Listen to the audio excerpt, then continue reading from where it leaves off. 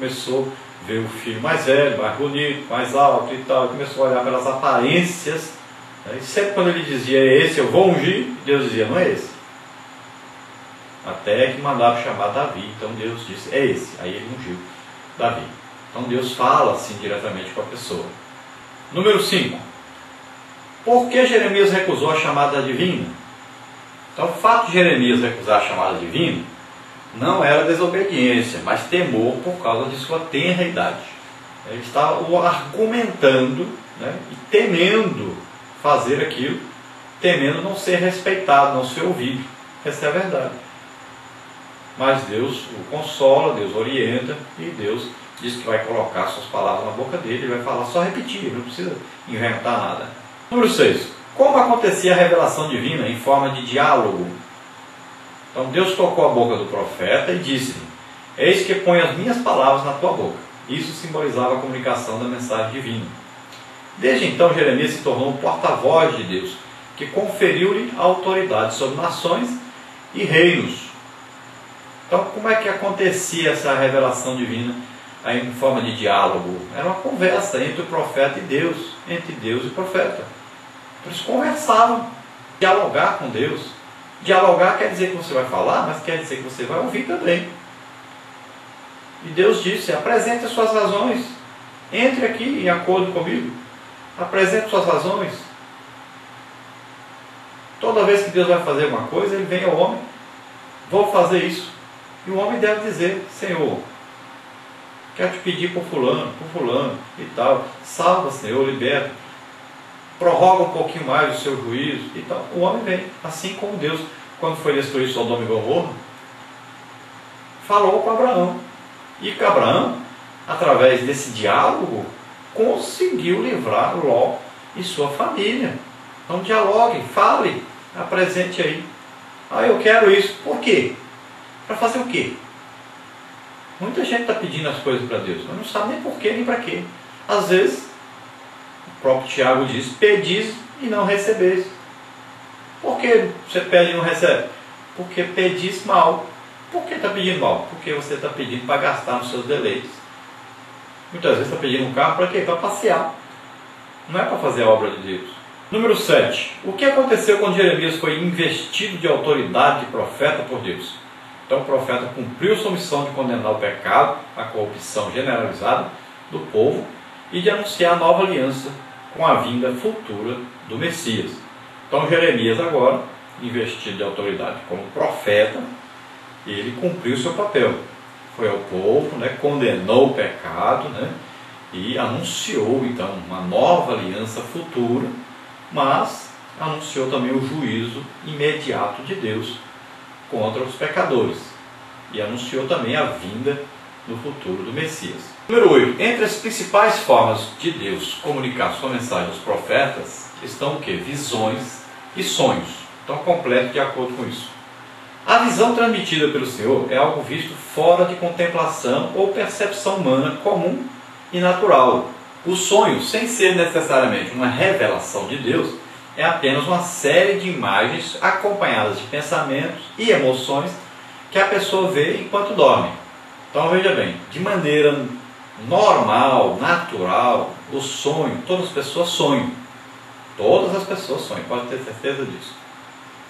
Agora, o que é isso? Um sonho é um conjunto aí de imagens, né? De coisas que você viu durante a sua vida, coisas que marcaram a sua vida. Então você sonha com essas coisas. Se você ficar pensando muito numa coisa, você provavelmente vai sonhar com isso. Se você estiver muito preocupado, você vai sonhar. Se você comeu muito, provavelmente você vai sonhar. O sangue estará concentrado no estômago, né? Faltará o sangue aí no cérebro, né? O cérebro ficará assim meio descontrolado, então a pessoa sonha mais. Mas no normal, todas as pessoas sonham. E nós sabemos que a nossa mente é como um computador que vai guardando mensagens, imagens, né? Vozes, tudo ele vai guardando. E está armazenado aí. E no sonho essas coisas são colocadas para fora. Aí no pensamento da pessoa, né? Agora, existem os sonhos que vêm de Deus, que é agora nós vamos falar. Então, diferentemente, o sonho profético era outra maneira de Deus se revelar aos profetas. Números 12, 6. Tal como fez com Daniel. Teve Daniel na sua cama um sonho e visões da sua cabeça. Daniel 7, 1. Então, existe o sonho vindo de Deus. Isso confunde muitas pessoas. A pessoa às vezes sonha com a coisa e acha que deve contar para todo mundo aí e que agora vai acontecer aquilo que ele sonhou. Não é bem assim. Existe o sonho que é dado por Deus. Deus controla a mente da pessoa, coloca ali um sonho. Mas a maioria dos sonhos não tem nada a ver com Deus, não é revelação de Deus. Então, existem muitos sonhos que são dados por Deus com mensagens claras. E existem muitos sonhos que precisam também de uma interpretação. Como nós vamos ver aí o sonho lá de Nabucodonosor, de Faraó e tal. São sonhos que eles tiveram e era uma revelação de Deus, precisava da interpretação. Precisava de alguém, como José, por exemplo, que interpretou, como Daniel, que interpretou. Número 9. Como foi a comunicação da mensagem divina através das visões que o profeta Jeremias teve? Então, completo. A visão da vara de amendoeira. A primeira visão do profeta das lágrimas é significativa, pois a amendoeira é uma árvore que se renova mais cedo para a primavera, ou seja, é a primeira a florir. A palavra hebraica para amendoeira, ou amêndoa, é shaget, que significa o quê? O despertador, uma vez que o povo havia como arauto da primavera, assim visto que o verbo shaget significa então vigiar, estar de vigília, havendo apenas então uma sutil diferença entre amendoeira e vigiar. O nome dessa planta representa o lembrete de que Deus está atento ao cumprimento de sua palavra. E eu velo sobre minha palavra para cumprir. Estou dizendo que vem juízo e tome cuidado porque vem mesmo. É verdade mesmo. Depois, a visão da panela fervendo. Já a segunda então visão dada aí pelo Senhor Jeremias, veio algum tempo depois e mostra uma panela fervendo, virada do norte para a região da Palestina. Então o conteúdo desse caldeirão, algo sinistro e assustador, pois anunciava o trágico destino da nação judaica devido aos seus pecados, seria derramado sobre Judá e Jerusalém. E será algo assegurado pelo próprio Deus, que se encarregou de dar a interpretação da visão. Então do norte se descobrirá o mal sobre todos os habitantes da terra. Qual o real significado dessa mensagem? Então ao norte de Israel estava a Fenícia, Síria, Assíria e Babilônia. Porém ao longo do livro fica claro que a palavra profética refere-se especificamente ao reino então da Babilônia, que dominaria sobre os outros povos.